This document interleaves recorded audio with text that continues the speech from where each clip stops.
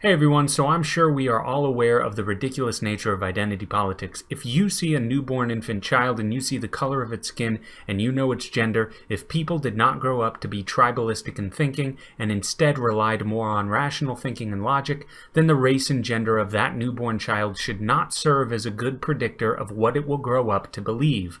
These things should be independent from one another. Unfortunately, there is a large amount of people who, instead of relying on the gray matter in their heads, they rely more on the color of their own skin and the body parts they do or do not have. This should be obvious to anyone as not being a reliable way by which you should form your opinions. For example, it should not be the case that if I know someone's gender or race, I can therefore predict within a reasonable margin of error what their political party affiliation is, and from there I can likely guess what their stance on abortion is and what their stance on social justice or gun rights are. Unfortunately, many people approach these issues through a tribalistic thought process instead of an individual stance using critical thinking. This is why identity politics is so unreliable, and I suspect it's why many social justice warrior types fail in the realm of debate and honest conversation. It's because they did not arrive at their opinions through a serious objective thought process devoid of preconceived notions. Instead, they arrived at their opinions simply because they identify as a certain gender or race, and since they look a certain way or they have a certain chromosome, they therefore let that dictate what type of policies they support. It's a complete non sequitur. It does not logically follow. Okay, so despite everything I just said, what is a situation where identity politics actually does make some sense? An easy one would be homosexuals advocating for their right to marry and to see dying loved ones on their deathbed. This is something that, of course, I support, but not as a gay person, as I am straight, but I've come to this conclusion through recognizing that any government that takes natural rights away from someone is an abhorrent thing and should be opposed.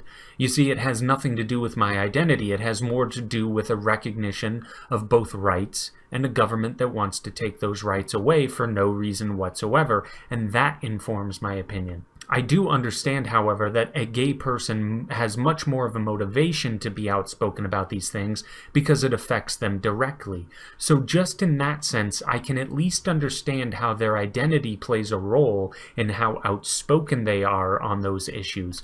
I would hope, though, that if they were heterosexuals, they would still have those same views on gay marriage, because the real meaningful substance of any stance should come from a place of logic and reasoning rather than how you identify yourself. But let me step back again and contradict myself a little bit, but then I will explain. What is another instance where identity politics could play a role? Perhaps women and their views on gun control. Women are obviously aware that there is a huge difference of physical strength between a man and a woman, with the exception of the feminists that don't believe there is a real difference between men and women, but that's a whole other issue for another time. But by and large, women understand that they cannot physically overpower the vast majority of men.